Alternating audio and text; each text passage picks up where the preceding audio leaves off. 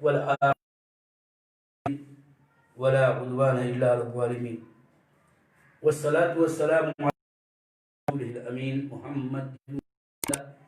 آله وصحبه أجمعين. أما بعد، فإن الله تعالى يقول: ألف لام ميم ذلك الكتاب لا ريب فيه هدى للمتقين الذين يؤمنون بالغيب.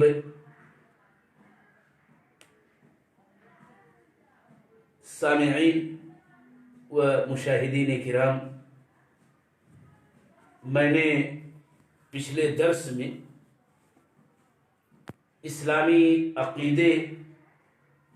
کی خصوصیات کا تذکرہ شروع کیا اور یہ بتایا کہ اسلامی عقیدے کی پہلی خصوصیت یہ ہے کہ اس کے قضایا، اس کے مسائل شک و شبہے سے بالاتر۔ اسلامی عقیدے کی یہ بھی خصوصیت ہے کہ اس کے امور و مسائل کے اندر وضوح، بیان اور وحدت اور جامعیت ہے کہ اس کے اندر کوئی غموض اور پوشیدگی نہیں ہے۔ اسلامی عقیدے کی تیسری اہم ترین خصوصیت یہ ہے کہ عقیدے کے مسائل، اس کے امور تمام کے تمام واجب التسلیم۔ عقیدے کا کوئی بھی نقطہ ہو، کوئی بھی پہلو ہو، کوئی بھی مسئلہ ہو، یہ ضروری ہے کہ ہم اس کو قبول کریں، اس کو شرح صدر کے ساتھ تسلیم کریں، اس لیے کہ یہ بات بہت ہی اہم ترین ہے کہ عقیدہ اور اس کے جملہ مسائل در حقیقت غیبیات سے تعلق رکھتے ہیں۔ اللہ جل وعلا کی ذات، اس کی صفات، اس کے افعال، اسی طرح سے اس کی کتاب کی تنزیل اور اس کے ملائکہ، یہ جو عظیم ارکان ہیں ایمان کے، اور اسی طرح سے در حقیقت انہی سے وابستہ و متعلقہ تمام تر مسائل عقیدہ کا تعلق غیبیات سے ہوتا ہے، اور غیبیات کے سلسلے میں ایمان ضروری ہے، اور یہ ایمان اہل ایمان متقیوں کی سب سے عظیم الشان صفت ہے۔ اسی لیے تو سورہ بقرہ میں اللہ جل وعلا نے اس کی ابتدا ہی میں یہ فرمایا کہ الف لام میم ھدی للمتقین۔ یہ متقی کون؟ الذین یؤمنون بالغیب، جو غیب پر ایمان رکھتے ہیں۔ لہذا اسلامی عقیدے کا اہم امتیاز ہے کہ اس کے مسائل و امور کو تسلیم کیا جائے بلا چون چرا،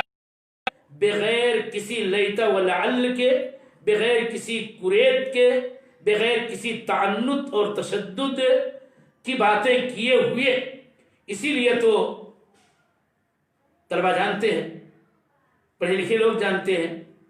کہ صاحب عقیدہ الطحاویہ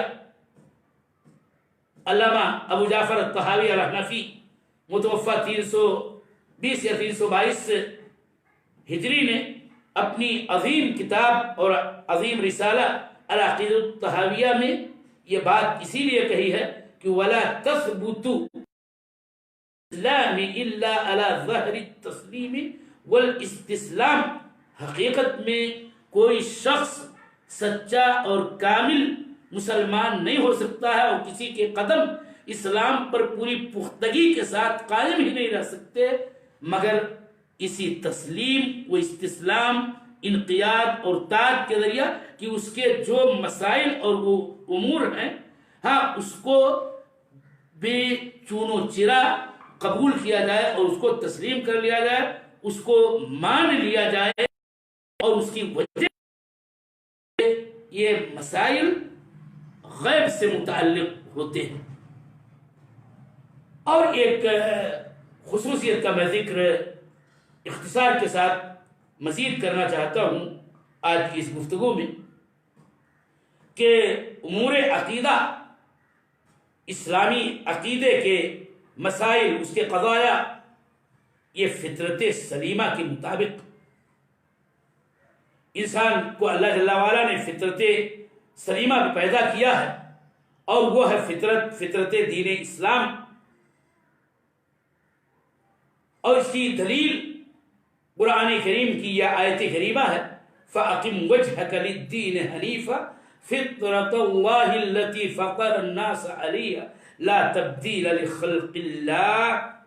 اور یہ بہت ہی اہم نکتہ ہے کہ ہمارے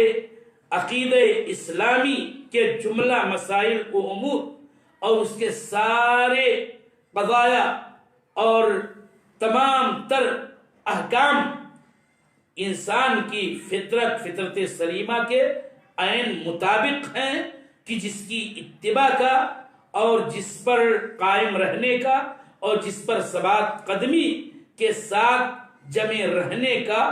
حکم اللہ جل وعلا نے اس آیت کریمہ میں اور اس کے علاوہ متعدد آیات میں ہے۔ اور اس سے اسلامی عقیدے کی ایک نمایاں خوبی ظاہر کہ ایسی کوئی بات اسلامی تو انسانی فطرت سے معارض اور متصف، بلکہ اس کے عین مطابق ہے۔ اور یہ بات بھی اپنی جگہ پر کہ ہر انسان کی پیدائش اسی فطرت اور اسی دین اسلام ہی پر ہوتی ہے، اور اسی لیے اس کے مسائل و قضایا بھی عین فطرت سلیمہ کے